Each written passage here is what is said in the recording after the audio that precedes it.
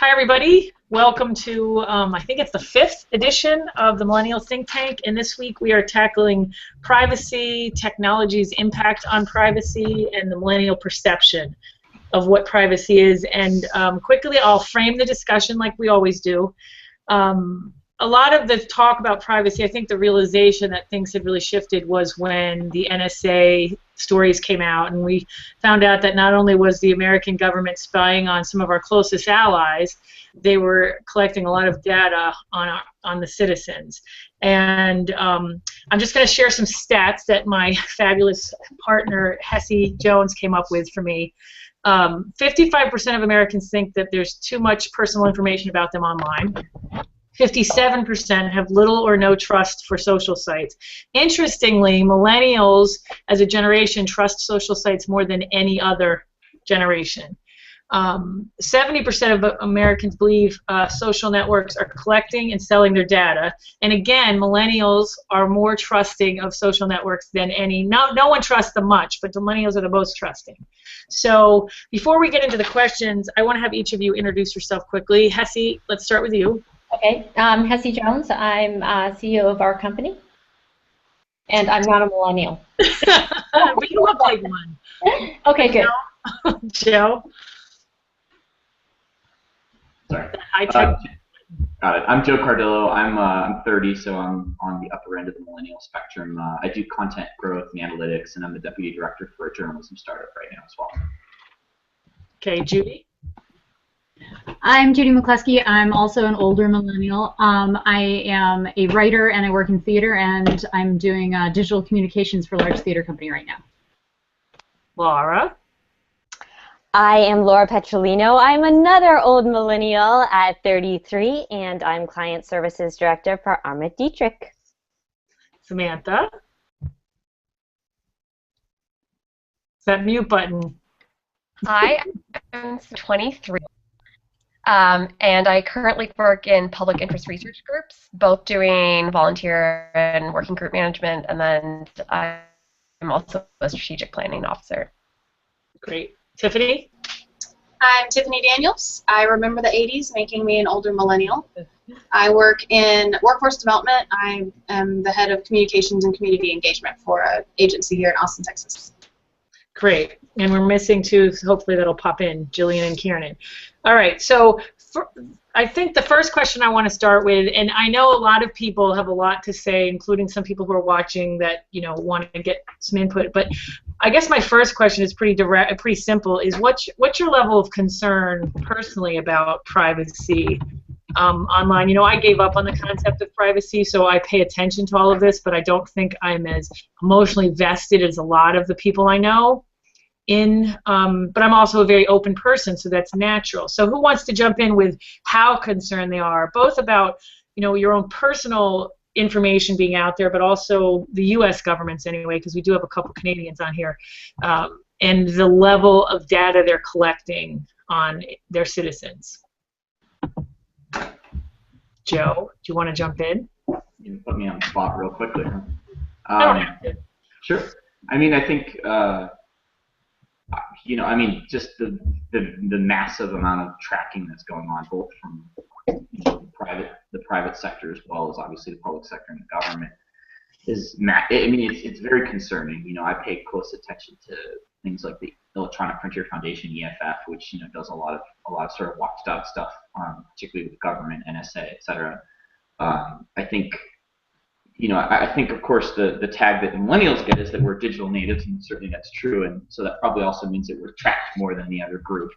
And so that's something I pay a lot of attention to, not just what sort of information is out there about me on the web, but also, sort of thinking about what I'm actually putting out there myself and what that might do in aggregate. So it's something I pay a lot of attention to. And I'm also, pretty skeptical both of brands as well as, kind of other places that collect information. And I try to think a lot about, what that might end up doing or how it might be used. So I would say I would consider myself sort of hyper aware about what happens to data and sort of how careful I am around it. But do you take measures to protect yourself, or is it just one of those concerns? Like, I'm concerned about hurricanes. I live in Florida, but there's not a damn thing I can do except get out of here. So do you do you take measures to protect yourself as best I do. Yeah, I do. I don't know that I'm necessarily a typical example, but I've sort of done research on things like Tor, using browsers that are not trackable, or at least less trackable, you should say. And I've also paid a pretty close amount of attention to sort of what information is collected about me. So, I would say maybe 3 to 5 times a year, I'm sort of checking in to see what's being collected in my Google profile, as well as other social networks, just to get an idea of what they might be sort of putting together in aggregate. In part just because I'm curious to see how they sort of think they're best serving my interest, but also because I know a lot of the information is sort of quietly opt you into, kind of being a part of their experiments or their testing. And I don't really like to be opted into things, so I pay a lot of attention to that. But how do you check it? And I know we forced Joe, between Laura and myself, we kind of forced Joe into Facebook, just because I have so much dialogue about this think tank when inside of Facebook. But is that why you didn't want to be in there? That's a part of it. The bigger reason for me in terms of social networks is I really sort of prize and value the quiet space in my head.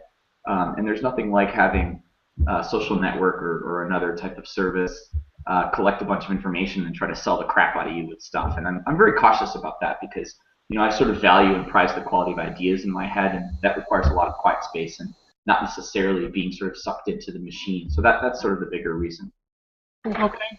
Does anybody else want to comment on that on their own? Like, I want to hear how individually, like, Samantha, I have a question for you regarding this, though, and Hesse, but because Samantha works in a government agency, right, or around it, is it the same in Canada? Are Canadians as concerned? Is the Canadian government doing the same sort of data collection? Is it as big of a deal?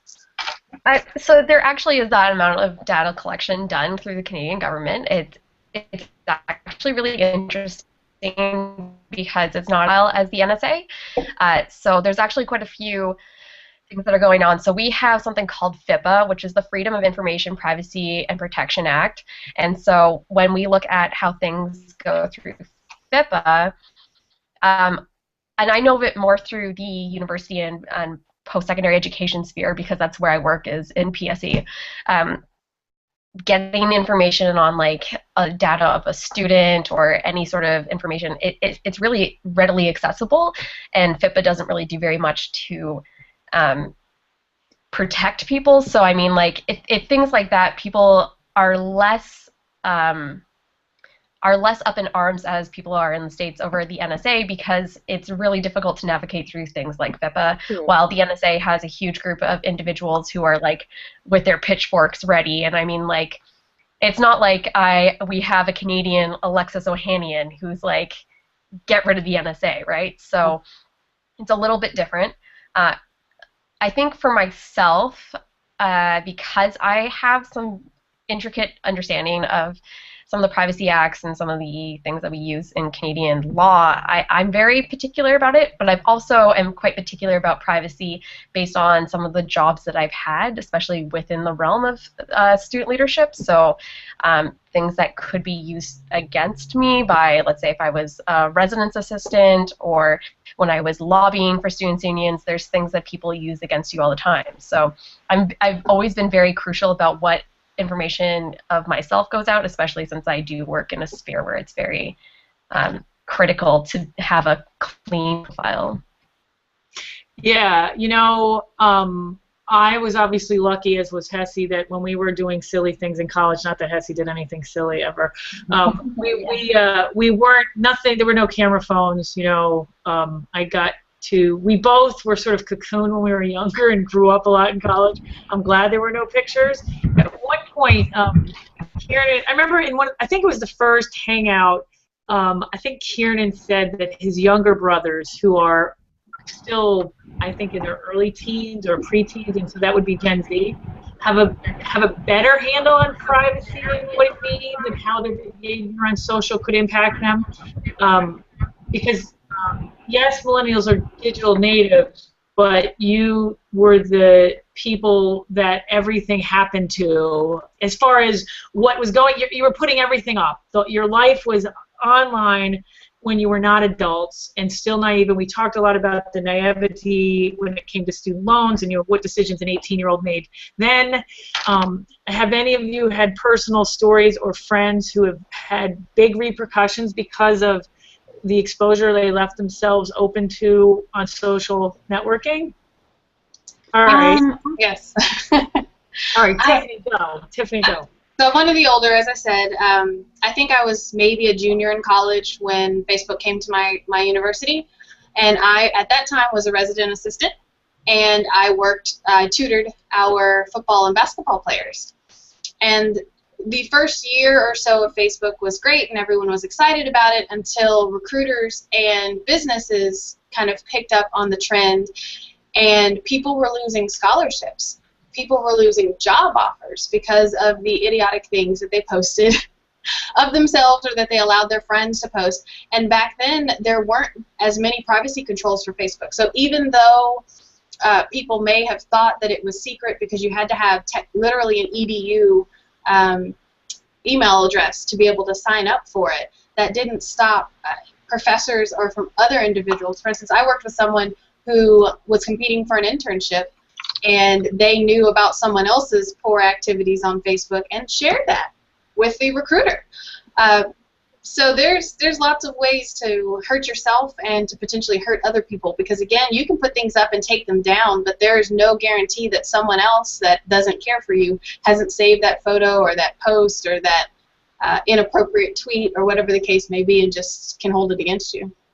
Yeah, it's funny because Amy, I was actually going to talk about that, where it's not only from a job perspective. It's not a job perspective, but everything that you do as an individual, whether or not you're applying for a job, whether or not you're applying for college, there are other avenues to actually validate and figure out whether or not the information that you're putting out there is true, right? And I mean that's something that's kind of come up in the last little while as well, where potential employers will ask to see your Facebook page. And I don't know what you guys think about that. Like, should they have access to that type of information? And what would your reaction be if someone asked you? I actually had an employer ask me that when I was applying for a social media job at a company here in Chicago, and they had asked me, when I submitted my application, they asked to see, my blog addresses and my Twitter address and all that sort of stuff, and I didn't submit my Facebook stuff, and they asked me point blank, they said, well, we want to see this.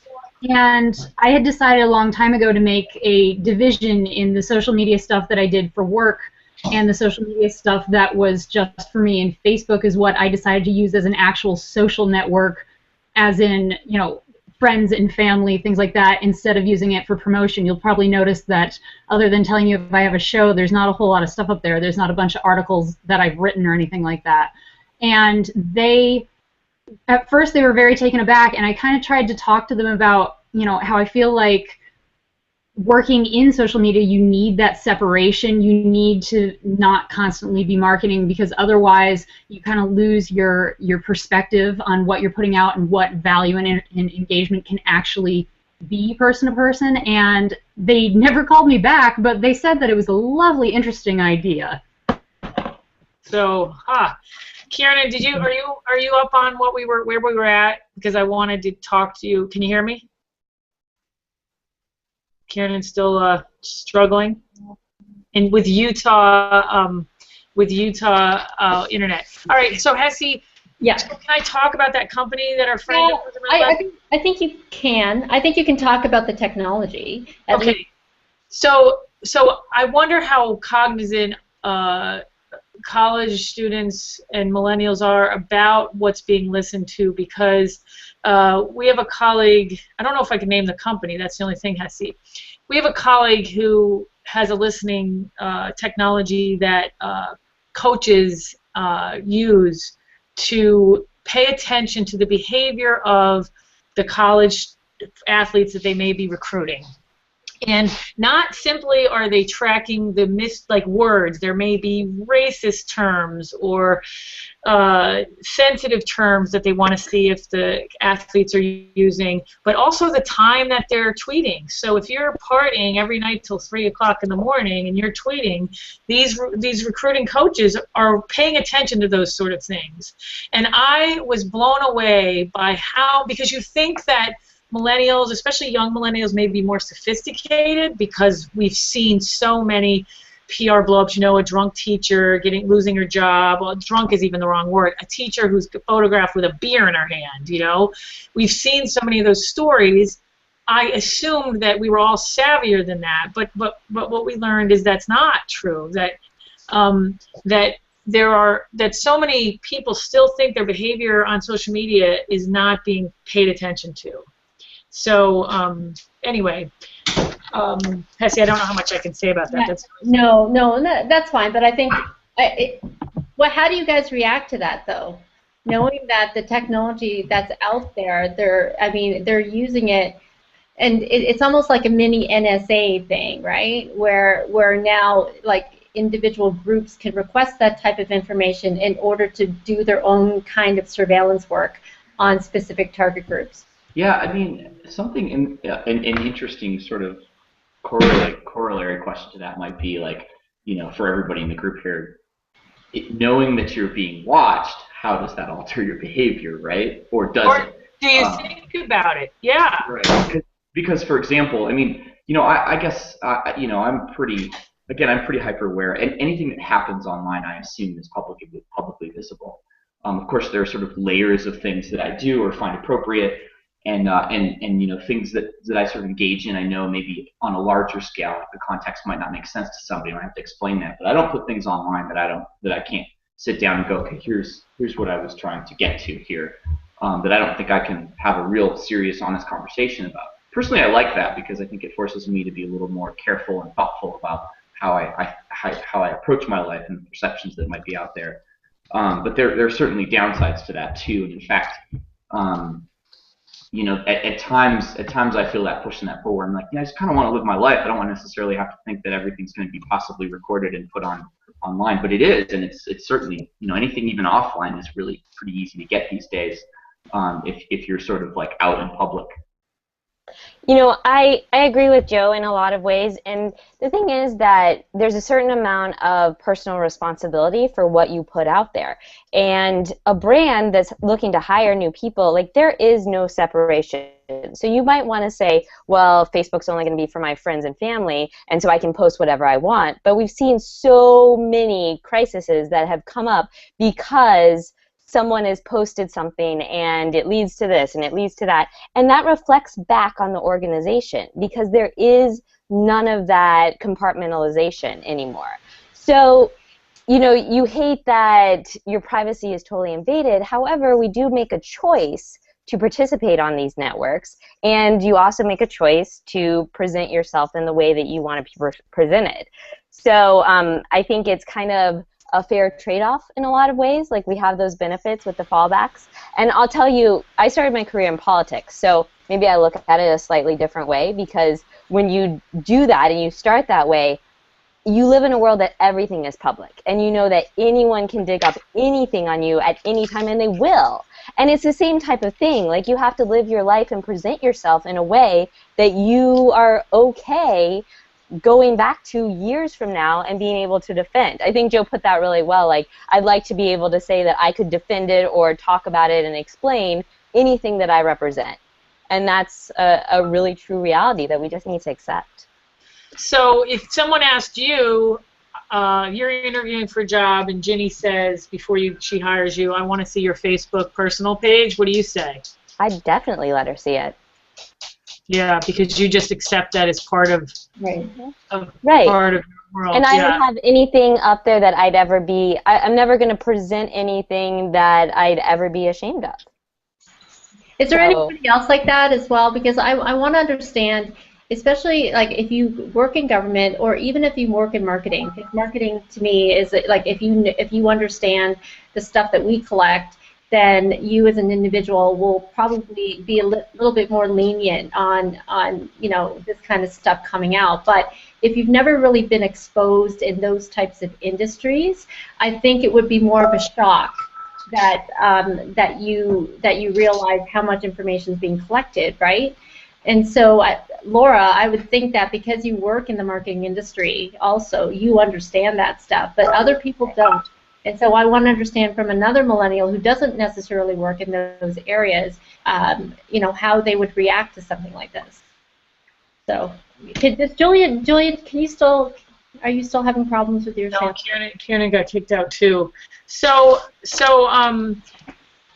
when is it? Okay, let me ask a real quick survey. Who is not opting into Facebook Messenger? Because the big uproar about Messenger is that not only will Facebook have more, you know, access to everything they already have access to, but they'll have access to your camera and your phone. I mean, your images, your actual camera and your images in it. Who's not opting in? Is anybody, raise your hand if you're not doing it? Yeah, I don't do any of that stuff with my phone. So you'll never message? Like if I send you a message on Facebook, you will just email me?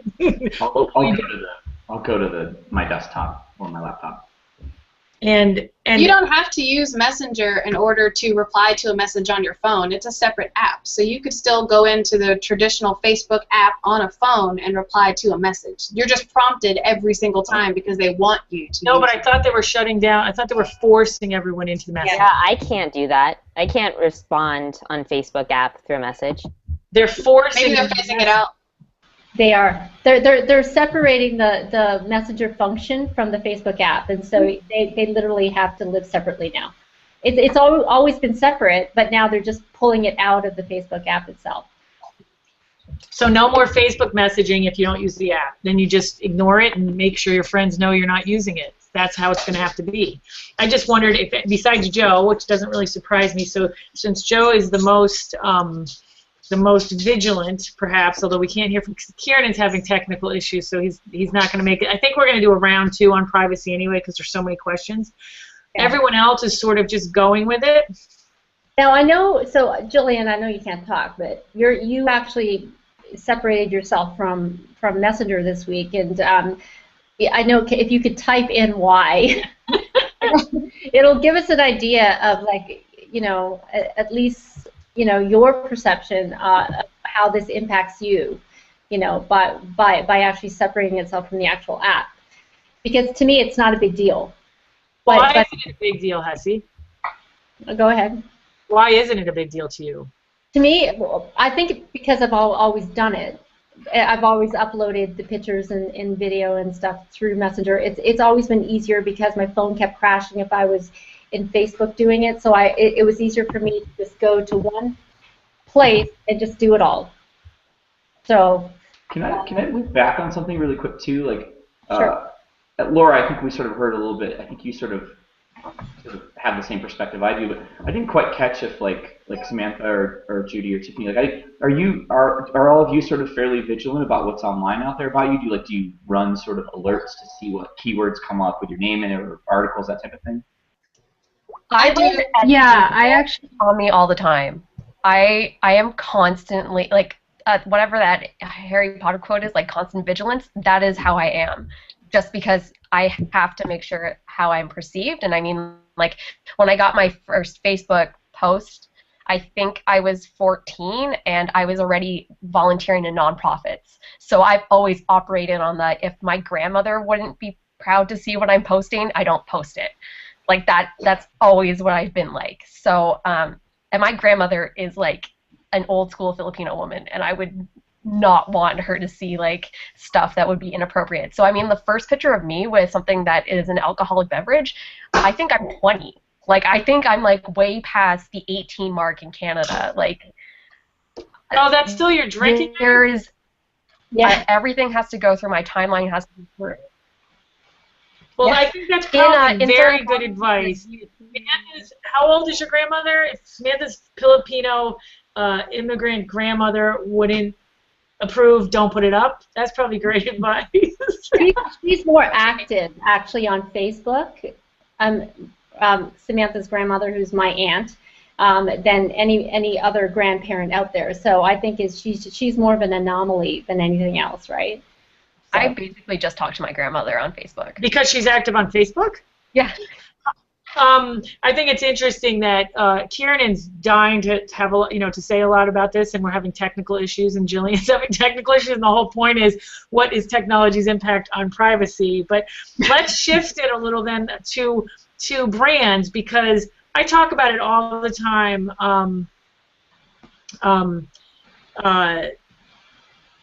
Sorry, I'm trying to so I can't read the chat. So Hesse, you're gonna have to read it because Joe's giving me. Bob has questions on the healthcare records and things like that.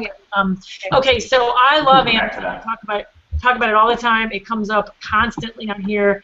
I love the user experience in Amazon because Amazon obviously pays attention to what I like, and when I go in there, they suggest things that I actually might buy. And so, and I've purchased things that were suggested, and that to me is a very opposite experience of Facebook, where I get all sorts of bizarre sponsored posts and ads where I'm like, okay, why did they think I keep getting this one, something like hardworking men looking for women. I'm like, what the hell? Why? And it comes up every day, and I don't know where it comes from. So two very different reactions, but how much are you willing to give up? Like, how important, especially a lot of us are in marketing, we know how good data can be from a marketing perspective, but how much are you willing to give up in exchange for the Amazon experience? Or, Joe, that sock company you love, I can't remember the name of it. Do you think about that, or is if the brand does it right, you don't have to think about it? Does anybody have anything to say? I'm going to start calling on people. Yeah, Jude. For me, there's a difference of, what brands you opt into get information from. Like Amazon, I love the Amazon experience too, but I've chosen to shop on there. I've chosen to have an account there, so it doesn't feel intrusive to me. But on Facebook, yes, I've chosen to have a Facebook account, but I haven't chosen to be followed by, well, you're getting hardworking men. I keep getting told to go to a dentist, apparently. So I'll take the hardworking men over the dentist. Okay. But I know that Facebook's choices on that sometimes seem like a crapshoot, but those specific vendors I'm not looking to follow along with. On the other hand, if I go to some place like oh my gosh, I was in a social network that's all for fashion and all about vintage fashion and things like that, and then I'm getting ads coming from different places that have to do with different companies that are selling replicas and selling patterns and stuff. That's more specialized, and I decided to be in that environment, and that to me sounds, that feels more appropriate and less intrusive. But I think it really, for me, it depends on how much permission you've actively given and how out of right field the approaches and the advertisements are. Yeah. So it's smart retargeting. Smart retargeting works. It doesn't offend you because it's helpful for you. So retargeting done well and marketing done well works with your user experience, and you say, hey, I really want this, or that's exactly what I needed, or thanks for the reminder. It's all about how it's presented and how it's done. If it's done poorly like it is on Facebook, then it totally interrupts your user experience and it doesn't work, and you feel like it's obtrusive and it's getting in your way. But Amazon or other places that do it really in a smart way, it's helpful. Well, and a practical analogy would be sort of like, I mean, some of the stuff, like I think the reality is that there's, sort of marketers are drowning in data, right? Like if we're being honest, and I don't even like the words big data because, most of the brands that I interact with can't even handle medium or small size data and target me properly. So to heck with the biggest stuff. But it's kind of like, if you think about like the experience, very few people do this, but if you sort of break down your day, right, online, and you think about like what are literally probably, I don't know, 1,000+ touch points that you have every day online. You check your Facebook like 50 times, you click like 40 times, whatever the daily consumption is like for people, and then you extend that across all of your channels and different sites. And then you think about that experience, and I think about that experience where people are like, hey, what about this? Do you like this? Do you like these things? What about? And it's sort of like that's still kind of how like I feel sort of targeted as a consumer is this sort of like intrusive, like, hey, I'm going to throw everything at the wall and eventually we'll narrow it all down, as opposed to the opposite, which is let me opt into stuff that I find sort of engaging and useful, and then relate to me on that level. For me, for me, when we're thinking about the difference between Amazon and Facebook, it for me boils down to I go to Amazon to buy things. So for them to make suggestions on other things I might buy, I'm okay with that, even if they're off. Even if it was because I was researching something random for someone else, I'm okay with that. Facebook, I mean, they're also advertising, you know, services like hippie dads and new dog baths or whatever. But I didn't go to Facebook looking for a date or looking for a new purse or looking. I went to go see what my friends or colleagues or whatever are doing because it's social to me. Amazon's not social. Amazon is going into Target. If there's something on display at Target, I'm not offended by it. So you don't give the social networks any forgiveness for the fact that they're free and there's got to be a way to make money? No, I understand it. I just don't click on anything. So they're wasting their time with me. I go to Amazon intentionally to buy something. So if Facebook wants to stuff it down my throat, more power to them. But I know not to click on anything there because I do not want to encourage it. Okay, so you're consciously choosing, because I've clicked on lots. I will go find it elsewhere if I'm intrigued. Sites or anything Facebook, but you know, like Judy was saying, there's like some really cool vintage dress companies, and I've clicked on those. I've clicked on. I mean, it's random though, so I don't know if I pay as much attention. But you're consciously choosing not to click in Facebook. If it is intriguing, I will go find it on Google. I do the same thing. Who else said I'm doing the same thing? Laura. Okay. So it's my stand against the man. What man? Zuckerberg in particular, or are there other men you'd like to stand against? The man that runs social channels? Is it Joe? Joe, it could be the woman. It's all right. I mean, either way, the nondescript being. My stand against them. I don't know. I really think it's just out of rebellion in some way. You can't tell me what to do, so I'm interested, but I'm gonna go Google it someplace else because I don't want to give you the benefit of doing it. And are we getting smarter? Do you think that's happening? That's another question, Joe, for a survey, because that's fascinating to me. How often is it a conscious decision to mess with the algorithm, really, right? Mm-hmm. That's what you're doing. Well, yeah. I think I mean, I've done a little bit within CEO and community management, and I've dabbled all over the place. But because I understand the SEO algorithms, especially from the nonprofit standpoint, I'm totally going to mess with it. I'm going to mess with other companies because I know how the algorithms work. God, I wish Kieran was here. All right, we're coming back to this privacy thing again. Joe, I mean, do you think about that yourself? I know you probably never clicked on an ad in Facebook ever, right? That's probably true. I don't do that there. I think, and although I do watch it, right? Because being in communications and content and all that, sometimes I'm curious, right? And in particular, I do sort of pay attention to Twitter because I'm sort of I wonder how their promoted ads are doing. And they're doing it better than a lot of people, but I just don't. I don't really do advertising. I just don't care for really obtrusive calls to action.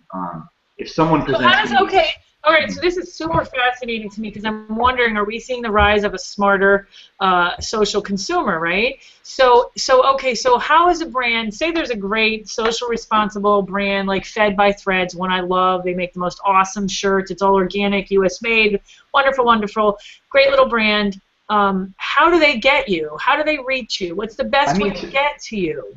To me, for somebody like me, I'll just sort of answer personally, I have to care about what they do, and I'm more than happy to connect with a brand or a company on a social network and have some sort of even very light acquaintanceship with them. And then I might pay attention to the content that they produce. So I don't, if you think about programmatic buying and these massive ad networks, I don't click on any of those. I won't do it. So say you're Joe, a lot of you, Samantha, Laura, you're, smarter than the algorithm consumers, right? Tiffany, all of you, really, except me. I'm the dumb one that clicks on stuff. So is Judy.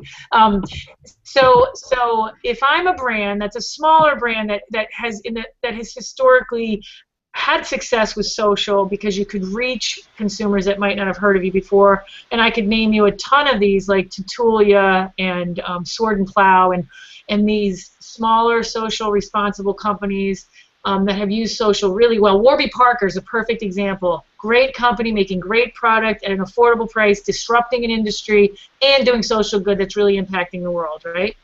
How do they reach you then if they can't use the standard social channel to get you to click? How the heck are they going to find you? So, Amy, here's the thing. What's the end goal? They're still getting me. So say Warby Parker puts up a Facebook ad. I don't click, but I Google. If the user experience is consistent throughout, so if that ad still is consistent with what they present to me on the site, I look at the site, I like it, I'm interested, I'll end up going back to their Facebook page, which should be consistent with everything. It's a brand needs to be, they might get me, I'm just not necessarily going to go through the pathway they want, but a brand has to be consistent or they'll lose you. That's the really important factor there. And I'll check things out. I'm not saying I don't go to, like, I'm not saying I don't use social for that stuff at all. I'm just saying, like, I don't do, like, check these shoes out for $40. I don't do that. But if a brand is sort of, like, saying, hey, you should see what we're up to and, like, what our ethics are about and how we're accountable and what we believe in and our efforts to make the world a better place, I'll click through. I'm curious. Now, and you'll go like their Facebook page possibly and then never see it because I mean, unless they advertise. What do you mean, like? So okay, would you go and like their Facebook page? Would you go find them? You find so you'll go follow them on social networks. Okay, because 1 to 5% of social. To me, that's the opt-in, right? That's the same thing as being like, yeah, you can send me emails. I might not read them all. I might not be necessarily like feel compelled to do anything with them, but I'm willing to get the messaging more than I'm willing to. I find that I also ads. Yeah. Like. Sorry. What's Samantha? I find that I also have a lot of like Facebook groups or like blogging groups on the side where we'll share tips or groups with each other after we've done research on it, because no one wants to spend the amount of time that I spend researching a company or an organization before buying something. So we kind of give our share tips around. So it'll be like, like when One Tree started revamping some of their T-shirt designs and some of their products when it came to actual tree planting, they were like, they've improved all of these policies, like let's go and buy something. Or like when Wicked Clothes came out with a line that donated X amount of their proceeds to immigration support in Arizona, like I was like, I'm okay, and I liked everything and I bought it, like a couple things. Like I find that my social circle, and I do realize that I have a very unique social circle, we do share those tips too, that if we miss it on Facebook or if we're not following the correct tags, because like I follow the ethical tags in Tumblr all the time, so I'm seeing new brands all the time when I'm going through that tag. But I find that my group shares the information along, and then that also prompts us in ways that we can ignore the usual like ad on the side of Facebook or ad in the Okay, well, let's talk about like Instagram. To me, is one of the cleanest networks as far as it seems that promotion doesn't work on there at all. Even if you're trying to promote your blog, it's like pretty images. I definitely find engagement on there. I have conversations, but I guess I'm thinking, are all social networks advertising equal, or are there some that you trust more? Yeah. Well, Instagram advertises through brand ambassadors really, really well. That's how brands get in and get through with Instagram. So often there's going to be a higher trust factor because it's coming through a persona that you trust or want to be like or want to emulate. And so that's kind of the difference it's like a proxy type of advertising method. And that doesn't make you feel preyed upon if it's a brand ambassador? Well, I mean, me personally, I think is different just because it's from the marketing perspective, so I sort of look at everything differently. But I think from other people's perspective, yeah, it's the same reason why people go to Yelp or other things, but Instagram ties into that visual aspect, and these are people that I know or I like or I want to be like, and they like this product. So maybe I'll try it as well. Want to be like? Tell me one of those brand ambassadors that you want to be like. There's nobody like you. There's nobody I want to be like. But I'm just saying hypothetically, the average consumer. Sure. So okay, opt-in sites. If you go to a site like, I think it's Joss in Maine, there are a few of them that drive me crazy because I want to go and look at their website, but they won't let you shop it without plugging in your information. So for me, it's an automatic, I'm out of here. And it is because that in the infographic, Cassie, that you gave me, that was a sign. Websites were trusted less than social networks when it came into forced opt-in. So does anybody disagree with that? I mean, I don't mean you go to a site, there's a sign up, and then you willingly give your data because you went looking like, hey, I dig this, I want to stay in touch. I mean, you can't shop unless you give us this. What's the group or individual reaction to that sort of prompting? They don't need my money that badly then. Yeah. Agreed. And no one just, I mean, I think I've been to that Joss in Maine site like 10 times and I won't sign up. I just wonder, all right, I want to shift to a totally different spectrum on this. Bob Jones had put up a question about public health, personal health records, and how important are they? And forever, I mean, thinking back to FDR, we have understood, and FDR understood very well, that hiding his health concerns were, his polio, all that, was incredibly important to the image of who he was. And with CEOs, it was easier in times past to hide some of that because it can affect everything about stock price and so on. How do you think that? If someone's a CEO of a public company, should you have access to their basic health information?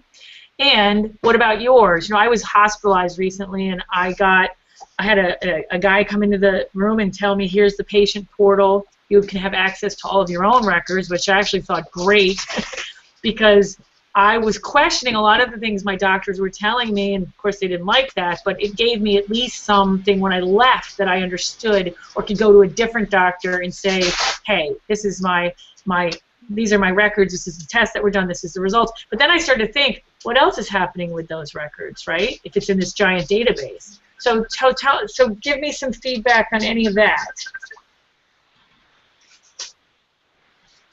Anybody care about their health records? I think health records need to stay completely private. What about for a CEO of a public company? I still think it's private because, I mean, how many people, think about different people that you've known that have had cancer. Some people power through and it doesn't affect what they do, whereas other people it might. So I think that we don't have enough information to judge based on one factor, and providing people with that allows them the ability to judge from a really superficial standpoint.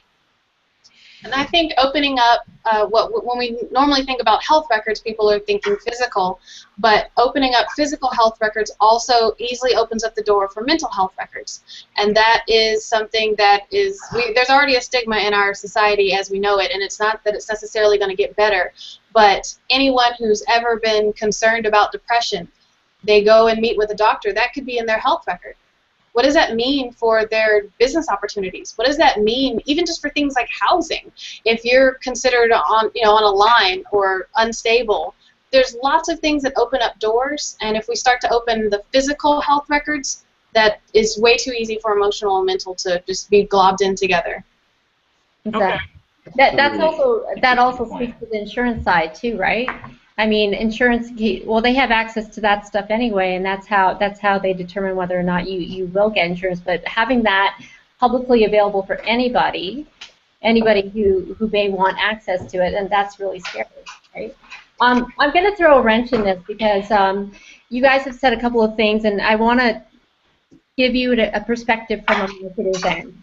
Because these days, and when we talk about this whole thing, Joe, about big data, and you talked about it, there actually is some intricacies when it comes to how we collect information. To me, it's really exciting as a marketer because now, if Samantha goes to her circles and asks for information, and let's say it's that online, we have access to her searches, right? We have access to potentially some of the online chats that she's had. with friends, and so we gain increasing context into the things that she's doing, so we understand her propensity to buy a specific thing, and we even go as far as to say, based on how many times she's been cookied and gone to this site, now we have predictability into what she is able to do in the next 30 days. And that stuff is really scary, right? But at the same time, it also cuts through the crap and gives the marketer the right tools to get to a sale really quickly. What do you guys think about that? What do non-marketers think about it? Yeah. Are you aware? I mean, marketers are doing that now. There is the ability to do that. I have pretty strong feelings about that as a citizen, right? Stepping outside of my experience with communications and the web and digital stuff, which is that I'm very skeptical about that kind of thing. Like, not about you or the way that you or Amy or other people I know might do it, but the fact that a lot of the technology behind how that's being done is being created and really put together and then actually put into motion by people who might not necessarily be thinking about, sort of bigger philosophical questions or bigger ethical questions. And the Facebook experiment, of course, stands, I think, maybe central to that question. But I've had experiences, and I think I talked about this on a little ways back, about I've had experiences where, that conversation with that person who works at Google, who's doing like this series, who's engineering the way in which the things you're talking about happen, and that person doesn't necessarily, they're doing it, right? They're like, oh, look what we could do. And of course I'm saying, like, yeah, no, I know you could do it, but how and why? Like, let's talk about why you would want to do that and what that might mean. So my skepticism is especially around the fact that the technology to do that level of targeting is still, I personally think, being driven by people who maybe don't have the same ethical consideration. And that really scares me, to be honest. Well, the funny thing is that when people create products, right, they do it for the right reasons. But when money starts calling, let's say like DARPA, right? There's a friend of mine that actually had created some kind of image recognition software that allows you to actually identify a person by image, but also by video, and to a certain degree of accuracy. But they were doing it for the perspective of actually using it across documents and being able to just cross-reference. It was actually, I think, the Defense Department in the U.S. wanted it, right? And at the end of the day, if we find something that's going to allow us to scale, to be able to get to information faster and cleaner and more accurate, then why wouldn't we buy it? And that's the way the government is operating. That's the way business is operating, and that's just the sad truth. So are we powerless? I understand that there's definitely a way to be savvier, right? We've talked about it. So maybe this is, I really want to think about Gen Z, and is it different because they've been able to watch you guys do the trial run through social networking and open access and all that? Is there anything we can do about it? Can we outsmart? Can an individual outsmart this technology? Because I feel like it's powerless. I mean, so many people have identity theft happen to them, and that's just a tiny portion of it. I guess that's the question. Are we powerless, and it's just the way life is now? Unless you're a Luddite. I mean, I guess you could try to cut off everything. But there are things that I know that are out about me online, and most of them are not things I'm concerned about. However, I did a search a few months ago and found information about my grandparents' names. And I know that I've never put that information online. And I doubt that my parents would have put their parents' information and their children's information for it to be put together in some random website that's guessing that's who I am. So that was the first time, and that was probably within the last 6 months, that I was actually concerned about the type of information that was available about me online, because everything else was things that I thought that I'd put there. So to find information that I'm not responsible for is concerning. Well, and I mean, that's a question that sort of loops back, Tiffany, to I think what you were saying earlier, because you were talking about how when you go to Amazon, you go to buy, right? You know why you're there. And I mean, I sort of feel the same way, right? I mean, like I think about these places that I go on the web, and I think about what I want to get out of them, and I'm willing to accept a certain amount of sort of of intrusion, right, or to give up a certain amount of my data. But I always sort of wonder, like, I'm not really very cool with Amazon passing my information along to someone else to do something that doesn't have anything to do with buying.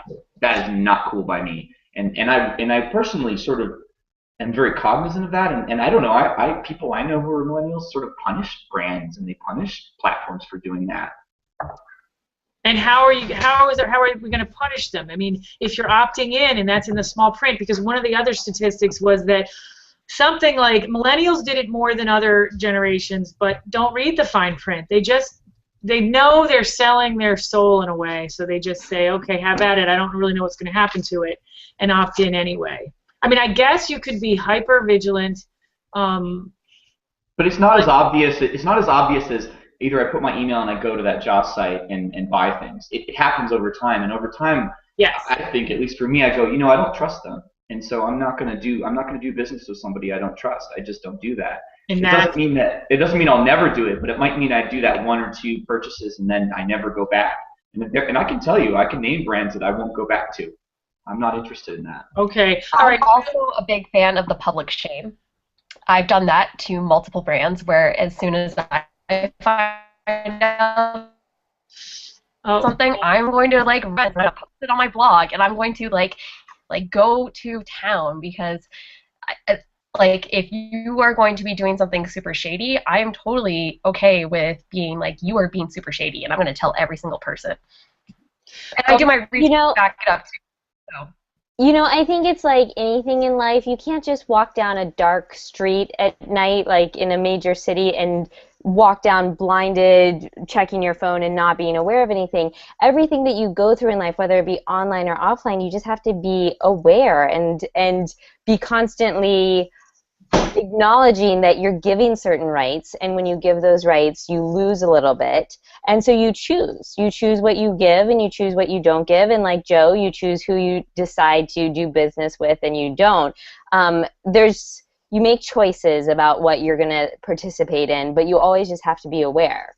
So it's a personal responsibility. I think in a lot of ways we can't just kind of go blinded and say, well, everything's going to be okay. You have to take that personal responsibility of where you draw that line. So with this sort of privacy, Laura, everyone becomes a woman. Because, you know, it's a whole different issue, but as a woman, you grow up being trained about being safe, being hyper aware of certain situations, and not walking down the dark street and parking in front of the light and all that stuff. I guess what I'm hearing, you know, and Hesse, we didn't even get into the word I can never say, anonymity. Anonymous, which Hesse and I have very opposing views on anonymous social sites. And so I definitely want to save that because it's such a huge topic and such an important topic. But what I'm hearing, which I think I'm more shocked about, is that you guys are a lot more sophisticated about this than maybe I thought, or maybe than I am. Sorry. No, I just wanted to say that and unlike, let's say, some of the older people that have been, I guess, exposed to the fact that their stuff is being collected, there's no fear that I sense from you guys. There's not. It's almost like that you're. Well, I sense a lot of concern, though, and Kieran and I know Kieran was very frustrated because he's got so many concerns about this. I hear a lot of concern from Joe. I hear concern. I don't know if it's the same. I hear concern. No, absolutely, but I mean, it's not to the point that you know. The one comment I'll make is that the one person I did tell about the information that's being collected, he attributed it to, he paralleled it to what communism was, and the fact that, you know, the government is holding all this against you, and suddenly it's pushing you into a corner to the point that you have absolutely no privacy. So, but I don't sense that kind of urgency amongst this group. That's what I'm saying. Okay, I'm in a different hangout. No, what I hear is a much more sophisticated understanding of the risks entailed and more activism, individual activism, than I thought. Yep. Yeah, and so maybe that's where you're hearing not fear. I mean, I definitely want. Go Go ahead, Joe. We're sort of like, I mean, this group has some experience with communications, obviously, so that's part of it. But I'll contrast that to say, like, I have a friend who's 22, and she doesn't do any of this stuff, man. She doesn't do marketing. Yeah, but does she do Facebook? Does she do? I mean, Tiffany's well, I'm getting to that. Hold on. She's not a marketer. No, I'm a marketer, actually. Right, like she doesn't spend time doing, research on how data and privacy work. But I've had conversations with her where I go, whoa, like she gets it, man. She pays attention to this stuff. She might not sit down and necessarily read a blog post, but she notices like how Instagram uses her information and how Facebook uses her information.